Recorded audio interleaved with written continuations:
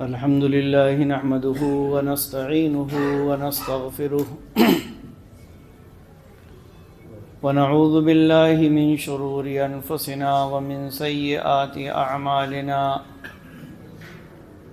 من يهده الله فلا مضل له ومن يضلل فلا هادي له وأشهد أن لا إله إلا الله وحده لا شريك له وأشهد أن محمدا عبده ورسوله يا أيها الذين آمنوا اتقوا الله حق تقاته ولا تموتن إلا وأنتم مسلمون يا أيها الناس اتقوا ربكم الذي خلقكم من نفس واحدة وخلق منها زوجها وبث منهما رجالا كثيرا ونساء واتقوا الله الذي تساءلون به والأرحام إن الله كان عليكم رقيبا يا أيها الذين آمنوا اتقوا الله وقولوا قولا سديدا يصلح لكم أعمالكم ويغفر لكم ذنوبكم ومن يطع الله ورسوله فقد فاز فوزا عظيما أما بعد فإن خير الحديث كتاب الله وخير الهدي هدي محمد صلى الله عليه وسلم وشر الأمور محدثاتها وكل محدثة بدعة وكل بدعة ضلالة وكل ضلالة في النار. أعوذ بالله السميع العليم من الشيطان الرجيم. بسم الله الرحمن الرحيم. وما أرسلنا من قبلك من رسول إلا نوحي إليه أنه لا إله إلا أنا فاعبدون. رب اشرح لي صدري ويسر لي أمري واحلل عقدة من لساني يفقهوا قولي.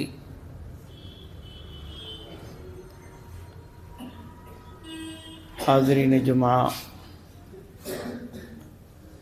بزرگوں، دوستوں اور خواتین ملت اسلامیہ،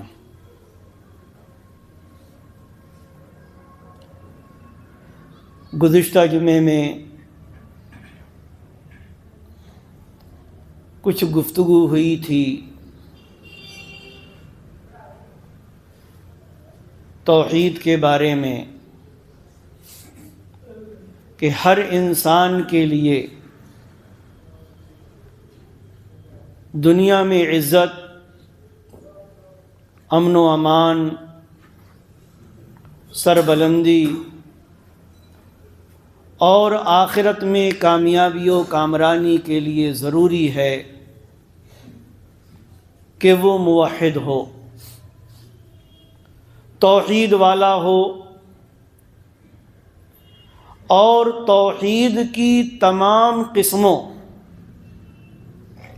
یا عام طور پر جو توحید کی 3 قسمیں کی جاتی ہیں، توحید ربوبیت، توحید الوہیت اور توحید اسماء و صفات،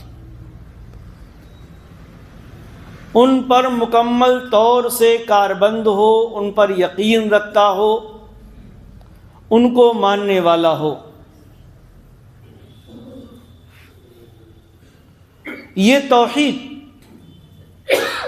یعنی اللہ کو رب ماننا، خالق و مالک ماننا،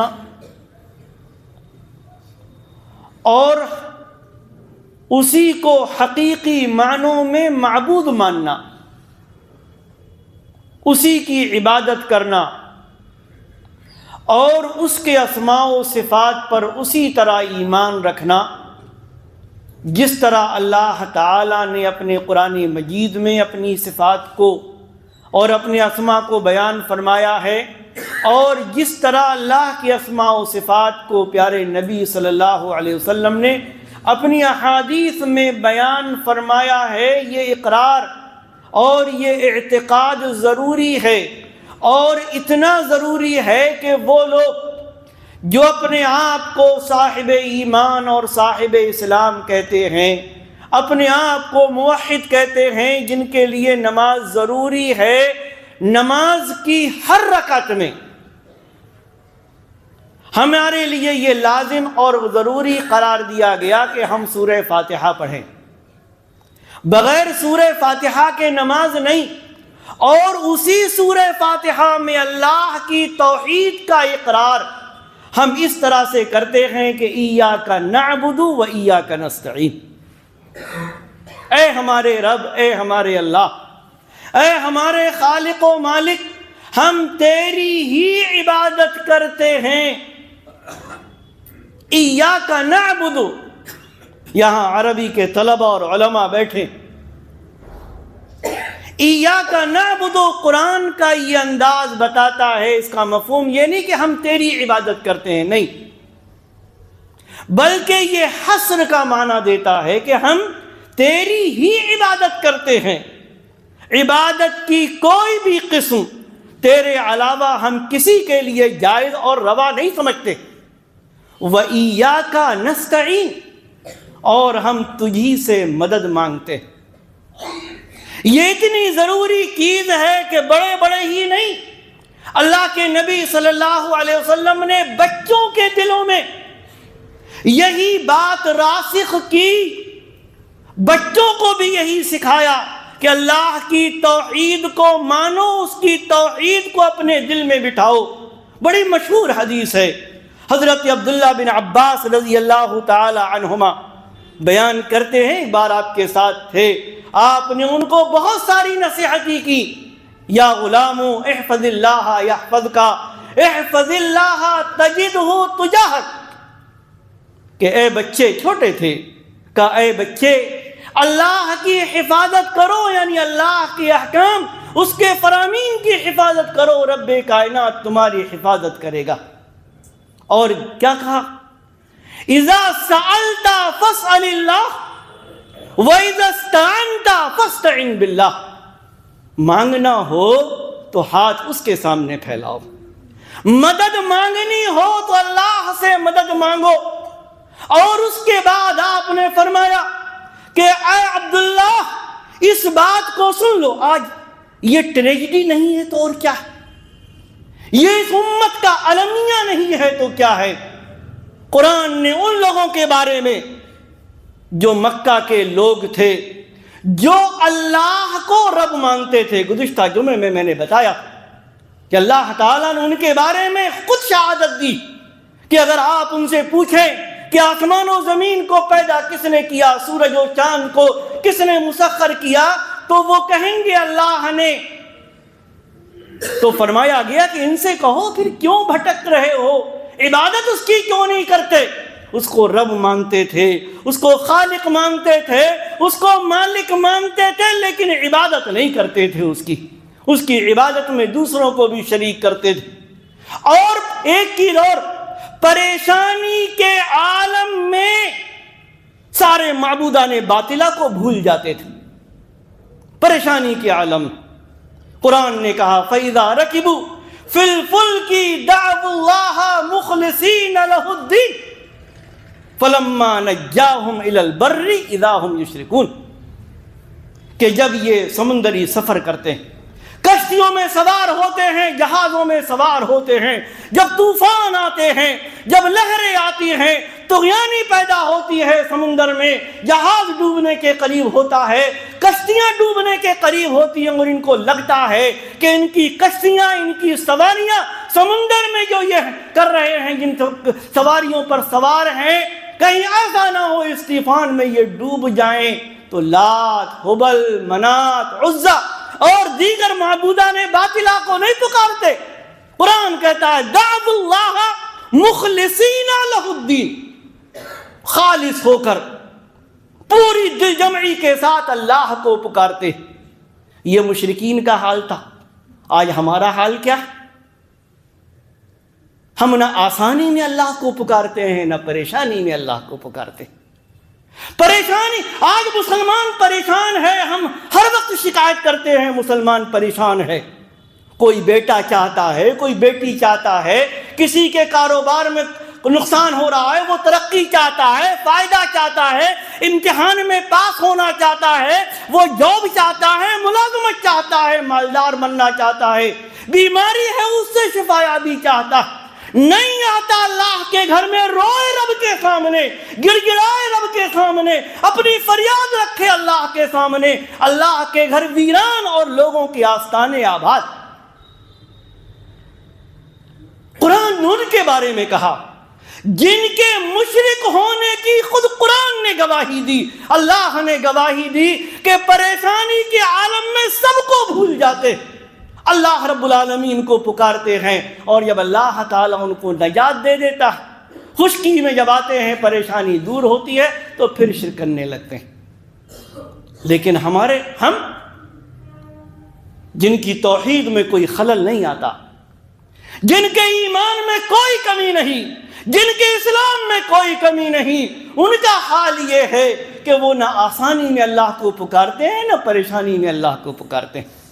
حضرت عبداللہ بن عباس کے دل میں بٹھایا کیا کہ اس بات کو جان لو کہ اللہ ہی سے سب کچھ مانگو، اللہ سے مدد مانگو، اور اس کے بعد کہا کہ اگر پوری امت مل کر تم کو کوئی فائدہ پہنچانا چاہے تو نہیں پہنچا سکتی مگر اتنا ہی جتنا اللہ رب العالمین چاہے، اور سب مل کر اگر تم کو نقصان پہنچانا چاہے تو نہیں پہنچا سکتے مگر اتنا ہی جتنا اللہ رب العالمین چاہے۔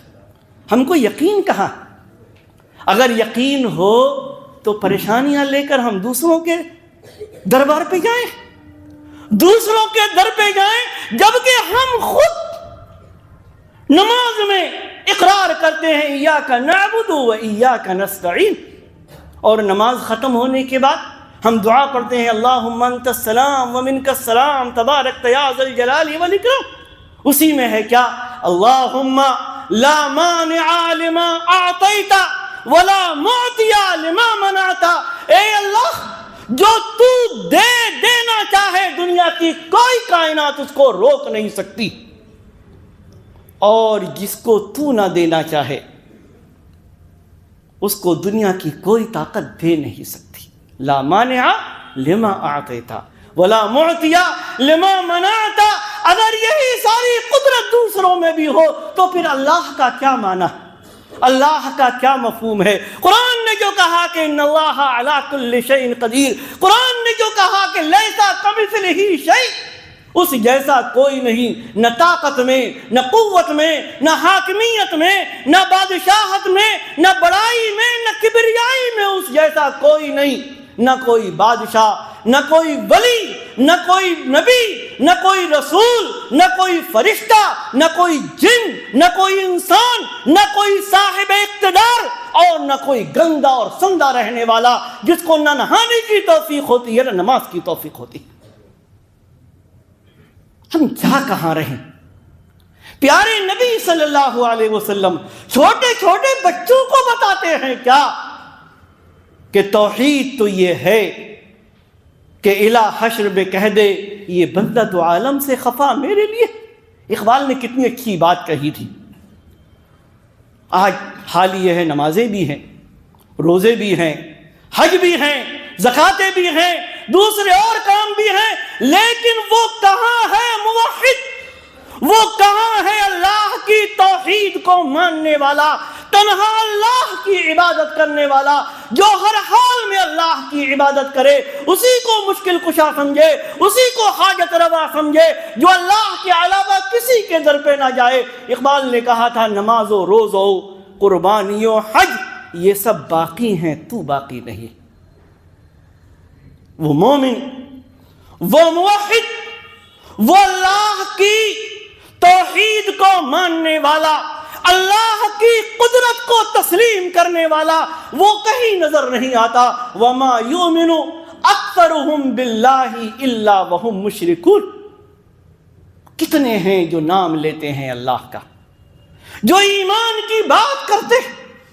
خود قرآن میں اللہ تعالیٰ نے فرمایا لیکن ان میں سے اکثریت اللہ کے ساتھ شرک کرتی، اللہ کے ساتھ شرک کرتی، جبکہ شرک انتہائی عظیم گناہ اور توحید اتنی ضروری کہ اس سے عظیم کوئی چیز نہیں۔ صحیح مسلم کی روایت ہے، پیارے نبی صلی اللہ علیہ وسلم نے فرمایا الایمان بضع و ستون شعبہ، ایمان کی 60 سے زیادہ شاخیں ہیں، ایمان کے 60 سے زیادہ درجے ہیں، افضلها قول لا الہ الا اللہ، اور ایمان کی سب سے اونچی سب سے عظیم شاخ، ایمان کا سب سے عظیم درجہ، سب سے اونچا درجہ لا الہ الا اللہ کا اقرار ہے کہ اللہ کے علاوہ کوئی معبود برحق نہیں۔ اتنی عظیم چیز آپ دیکھ لیں، ہر جگہ اللہ نے اپنی توحید کو اجاگر کیا۔ نماز میں، نماز کی ابتدا ہی اللہ اکبر، اذان کی ابتدا اللہ اکبر اللہ اکبر، نماز کی ابتدا اللہ اکبر کہہ کر میں نے بتایا کہ ایاک نعبد و ایاک نستعین کے ذریعے سے اللہ کی توحید اور اس کے معبود برحق ہونے کا اقرار۔ ہم وضو کرتے ہیں، کبھی ہم نے سوچا ہے اس دعا پر؟ اللہ کے نبی صلی اللہ علیہ وسلم نے فرمایا کہ جس نے کامل وضو کیا اور اس کے بعد پڑھا کیا؟ اشہد ان لا الہ الا اللہ وحدہ لا شریک لہ واشہد ان محمدا عبدہ ورسولہ، میں اس بات کی گواہی دیتا ہوں کہ اللہ کے علاوہ کوئی معبود برحق نہیں ہے، وہ تنہا ہے، اس کی ربوبیت میں، نہ الوہیت میں، نہ اسماء و صفات میں اس کا کوئی شریک نہیں، اور میں اس بات کی گواہی دیتا ہوں کہ محمد صلی اللہ علیہ وسلم اللہ کے بندے اور اس کے رسول ہیں۔ پیارے نبی فرماتے ہیں جنت کے 8 دروازوں میں سے جس میں سے چاہے گا اللہ رب العالمین اس کو داخل کرے گا، وہ جس میں سے چاہے داخل ہو جائے۔ اللہ کی توحید کا اقرار۔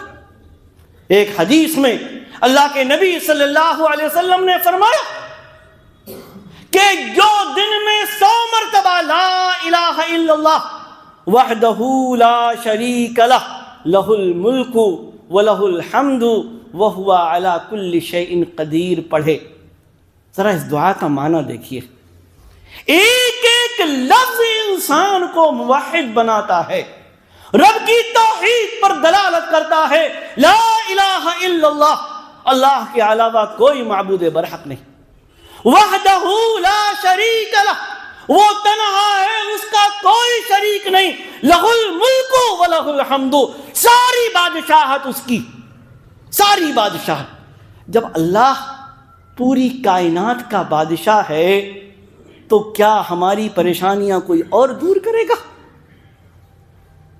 لہ الملک ولہ الحمد، ساری تعریفیں اس کے لیے، وہو علی کل شیء قدیر، وہ ہر چیز پر قادر۔ فرمایا میرے نبی صلی اللہ علیہ وسلم نے جو دن میں 100 مرتبہ پڑھے اس کو 10 غلاموں کے آزاد کرنے کا ثواب ملے گا، 100 گناہ مٹائے جائیں گے، 100 پریشانیاں اس کی دور کی جائیں گی، 100 درجات اس کے بلند کیے جائیں گے، شام تک وہ اللہ کی پناہ میں رہے گا، اللہ کی پناہ میں شام تک رہے گا، اور وہی آدمی اس سے بڑھ سکتا ہے جو اس سے افضل عمل قرار دے۔ آج ہم پریشانیوں میں رب کو نہیں پکارتے۔ انبیاء کی تاریخ کیا ہے، انبیاء کی سیرت کیا ہے؟ حضرت یونس علیہ السلام ڈال دیے گئے، سمندر میں پھینک دیے گئے، مچھلی نے لقمہ بنا لیا، اپنے پیٹ میں نگل لیا، تاریکیوں میں کسی اور کو نہیں، جانتے تھے مشکل کشا وہ، جانتے تھے حاجت روا وہ ہے، لا مانع لما اعطیت ولا معطی لما منعت، اس کی شان یہ ہے هو علی کل شیء قدیر، وہ ہر چیز پر قادر ہے۔ کیا کہا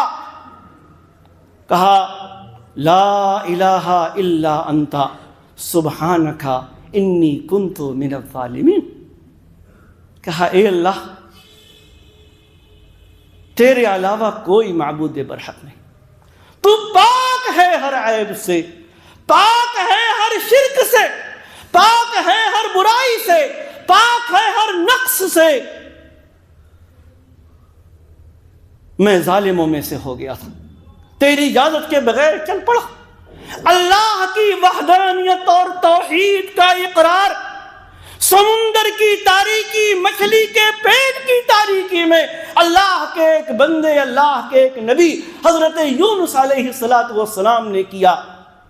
اللہ نے فرمایا ہم نے ان کی دعا قبول کی، وَنَجَّيْنَاهُ مِنَ الْغَمِّ، اور ہم نے ان کو اس پریشانی سے نجات دی۔ وَكَذَلِكَ نُنْجِي الْمُؤْمِنِينَ، ہم مومنوں کو اسی طرح نجات دیا کرتے ہیں۔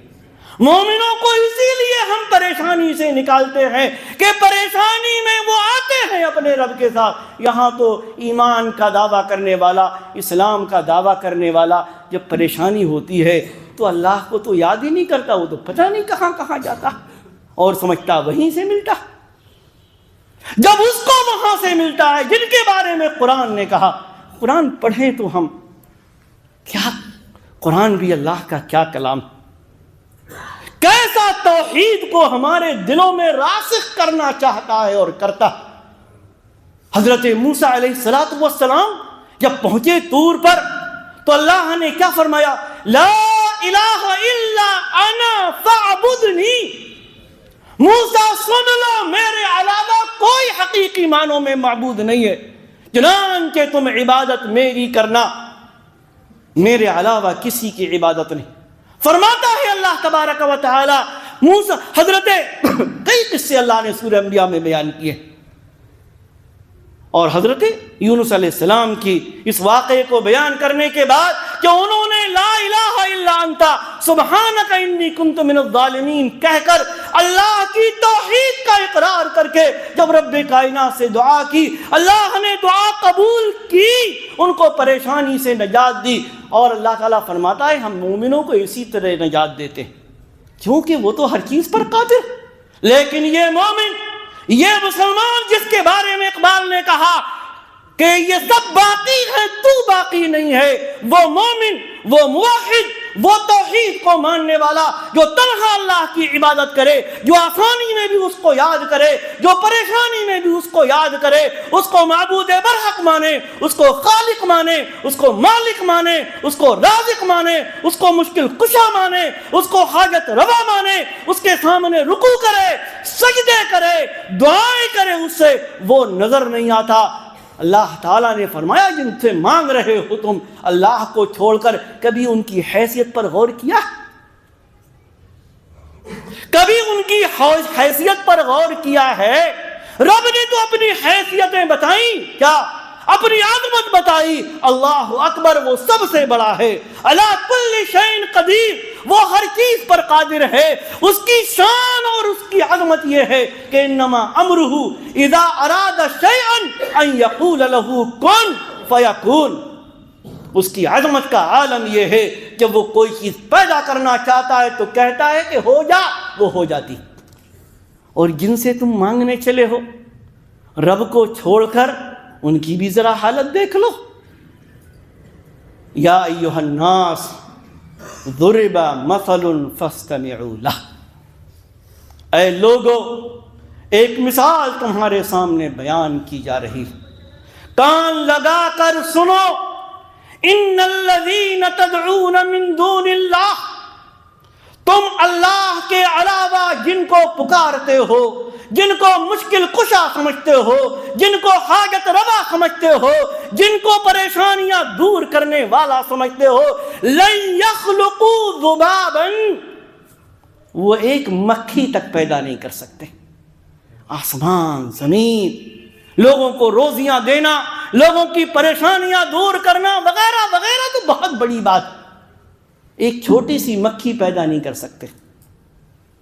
وَلَوِ اجْتَمَعُوا لَهُ، اگرچہ سب اکٹھے ہو جائیں، سب جتنے بھی معبود اللہ کے علاوہ بنائے جاتے سب اگر اکٹھے ہو جائیں، اور مکھی پیدا کرنا تو بہت دور کی بات ہے۔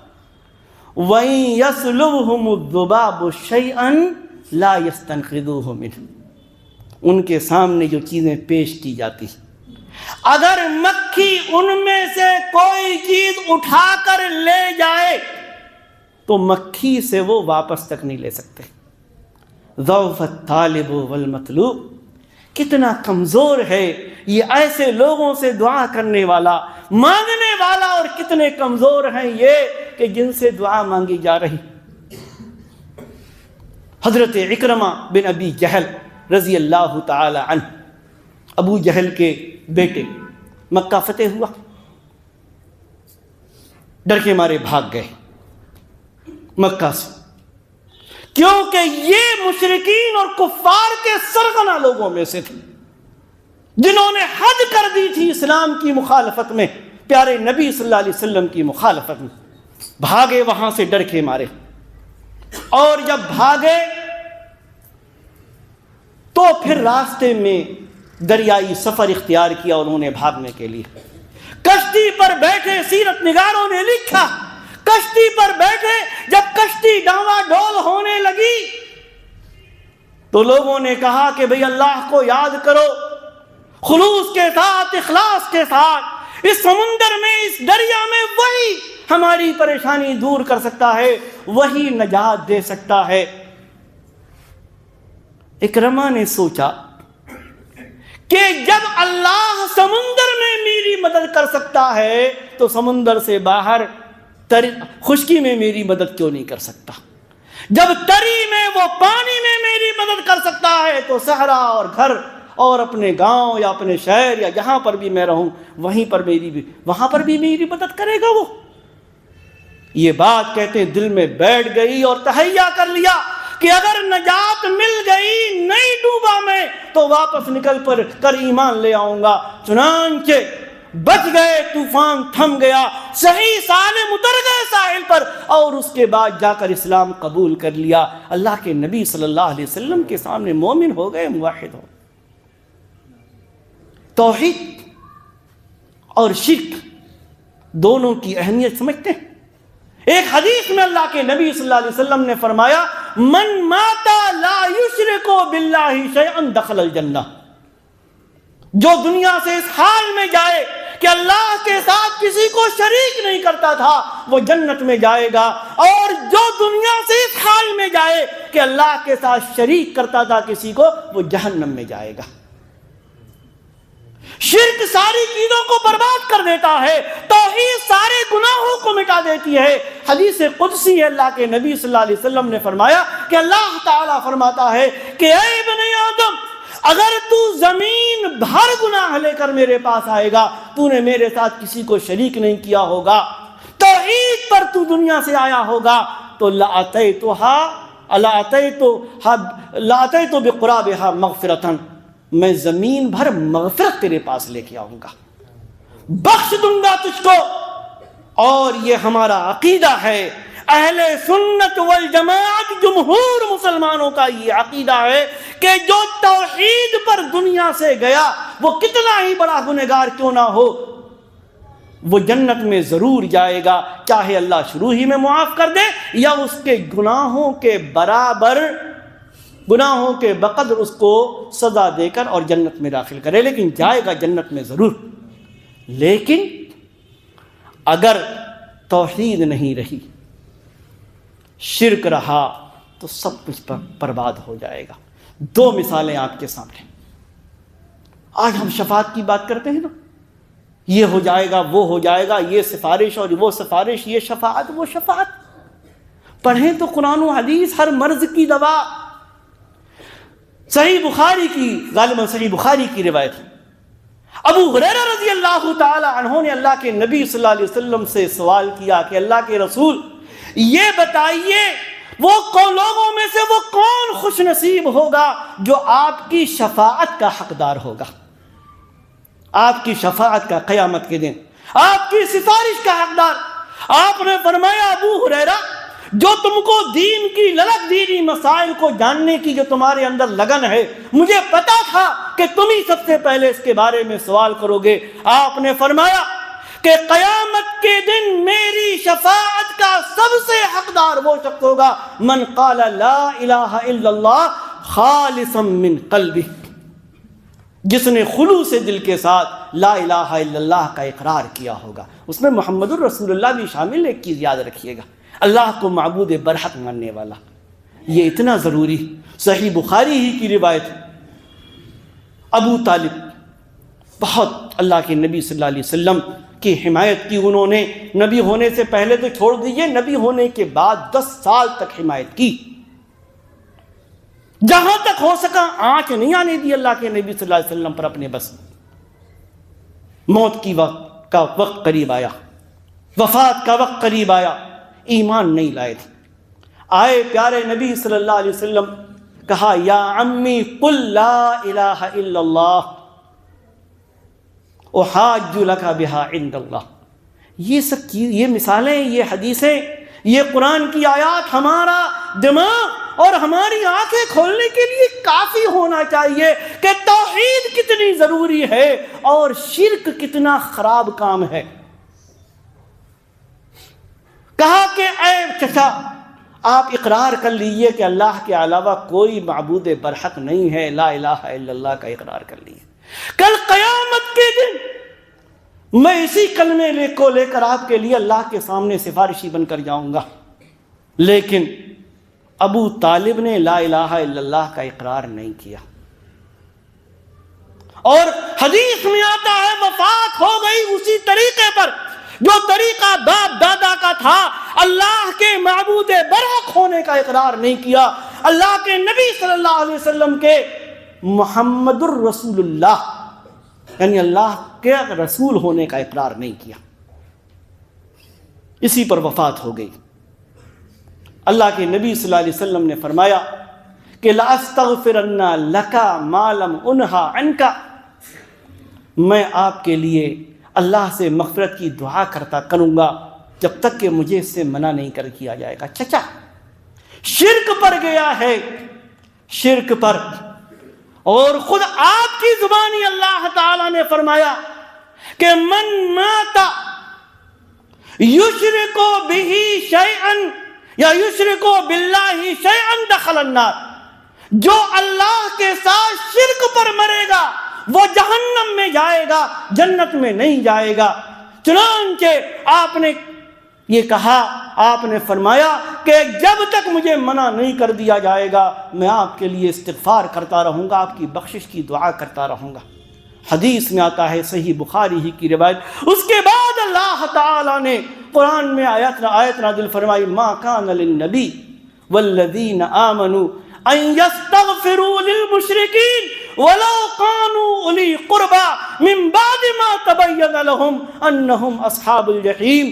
کسی نبی کے لیے اور مومنوں کے لیے یہ جائز اور درست نہیں ہے کہ ایسا شخص جو شرک پر مر جائے اور مشرک کا جہنمی ہونا یقینی ہے، ایسے شخص کے لیے وہ استغفار کریں، وہ مغفرت کی دعا کریں، اس کے لیے بخشش کی دعا کریں، چاہے وہ اس کے قریبی لوگ ہی کیوں نہ ہو. نوح کا بیٹا ہو، نوح کی بیوی ہو، لوط کی بیوی ہو، محمد الرسول اللہ صلی اللہ علیہ وسلم کا چچا ہی کیوں نہ ہو، اگر توحید پر دنیا سے نہیں جائے گا اس کا ٹھکانہ بھی جہنم ہے.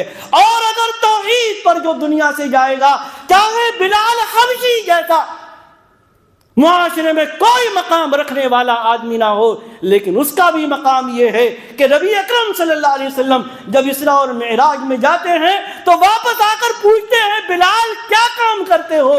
میں نے تمہارے کھڑاؤں کی آواز اپنے آگے جنت میں سنی. کیا مقام. اور آخری بات، شرک توحید دنیا اور آخرت میں عزت، دونوں میں عزت، امن و امان کا ذریعہ. اور اگر شرک ہو تو سب کچھ ملیا میٹ ہو جاتا ہے، بالکل ویسے ہی جیسے دیمک ہمارے سامان اور ہماری لکڑیوں کو کھا کر اس کا ستیہ ناش کر دیتے. یقین نہ آئے تو قرآن پڑھ لیں. سورہ زمر فرمایا اللہ تعالیٰ نے قل افغیر اللہ تأمرونی اعبد ایھا الجاہلون. اے نادانو، فرمایا اللہ نے کہ اے نبی صلی اللہ علیہ وسلم آپ کہیں لوگوں سے جو آپ سے کہتے ہیں کچھ لے لو کچھ دے دو، کچھ آپ ہماری مان لو کچھ ہم آپ کی مان لیتے ہیں. نعوذ باللہ، یعنی آپ ہمارے معبودوں کو مان لو تو ہم بھی آپ کے معبود کو مان لیں گے۔ فرمایا آپ کہہ دیجئے اے نادانو، کیا تم مجھے اللہ کے علاوہ کسی اور کی عبادت کا حکم دیتے ہو کہ میں دوسرے کی عبادت کروں، دوسرے کو معبود مانوں، دوسرے کو مشکل کشا حاجت روا مانوں؟ وَلَقَدْ أُوحِيَ إِلَيْكَ وَإِلَى الَّذِينَ مِنْ قَبْلِكَ، جبکہ فرمایا اللہ تعالیٰ نے کہ آپ کی طرف بھی اور آپ سے پہلے کے لوگوں کی طرف بھی یہ وحی کی گئی کہ لئن اشرکت لیحبطن عملک ولتکونن من الخاسرین۔ اللہ نہ کرے اگر آپ نے شرک کیا بفرض محال، جبکہ انبیاء کہ ہاں شرک کا تو شائبہ تک نہیں، وہ تو گناہوں سے بھی پاک ہیں، معصوم عن الخطا۔ یہ تعلیم ہے امت کو، نبی کو مخاطب کر کے کہ اگر شرک کیا تو آپ کے سارے اعمال برباد ضائع ہو جائیں گے اور آپ نقصان اٹھانے والوں میں سے ہوں گے، خسارہ اٹھانے والوں میں سے ہوں گے۔ جب نبی سے اللہ نے یہ فرمایا تو میری اور آپ کی کیا حیثیت؟ اگر توحید نہیں تو کچھ بھی نہیں، اور اگر توحید ہے تو سب کچھ ہے، دنیا میں بھی عزت ہے، آخرت میں بھی عزت ہے۔ اللہ تبارک و تعالی ہمیں دین کی صحیح سمجھ عطا فرمائے، ہمیں توحید والا بنائے، حقیقی معنوں میں توحید پر قائم رہنے والا بنائے۔ اللہ تبارک و تعالی ہمیں اپنے آپ کو یعنی اللہ کو، صرف اللہ کو معبود برحق ماننے کی توفیق عطا فرمائے۔ اللہ تبارک و تعالی ہمیں ہر قسم کے شرک سے محفوظ رکھے۔ رب کائنات ہماری قوم کو ہدایت نصیب فرمائے، مومنوں کو ہدایت نصیب فرمائے، ان کو شرک کے ہر مظہر سے بچائے، ان کو شرک کے ہر عمل سے اللہ تعالی محفوظ رکھے، صرف اور صرف اللہ کو معبود برحق ماننے والا بنائے۔ آمین۔ بارک اللہ لنا ولکم فی القرآن العظیم ونفعنی وإیاکم بالآیات والذکر الحکیم، انہ تعالی جواد کریم ملک بر رؤوف الرحیم۔